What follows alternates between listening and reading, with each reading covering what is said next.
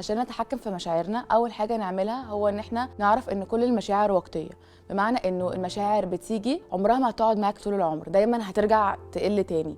فمثلا لو انت عندك شعور غضب جامد قوي مش لازم ان انت تاكت عليه، يعني انت ممكن ان انت تبقى عارف ان الوقت الغضب ده انا هشعر بيه جامد قوي بس برضه هو هيروح، يعني مش هيقعد معاك. اول حاجه تعرفها انه تدرك ان المشاعر مش هتقعد معاك طول الوقت. تاني حاجه تعرفها هو ان انت تعرف ان انت تليبل التريجرز بتاعتك. عمرك ما هيجيلك شعور كده لوحده من نفسه، دايما هيبقى فيه حاجه خلت ان انت عندك الشعور ده. ممكن تبقى فكره، ممكن تبقى ميموري، ممكن تبقى حاجه حد قالها، ممكن تبقى اي حاجه حصلت حوالينا خليتك ان انت تحس بالشعور ده. تاني حاجه تعرفها هو انت تنو يور تريجرز. تالت حاجه نعملها هو ان انت لما بيكون عندك شعور جامد قوي قوي قوي، انا مش لازم ان انا اروح اعمل السلوك اللي الشعور بيقول لي اعمله، انا ممكن اعمل سلوك بديل ببقى بستخدم فيه تركيزي بحيث ان انا اشتت نفسي عن البيهيفير بتاع السلوك اللي انا عايز اعمله. لو بدل ما اكسر مثلا اروح اعمل اي اكتيفيتي تانية، اروح اتكلم مع حد، اقرا كتاب، اعمل اي حاجه تبقى مختلفه عن السلوك اللي الشعور بيقوله لي.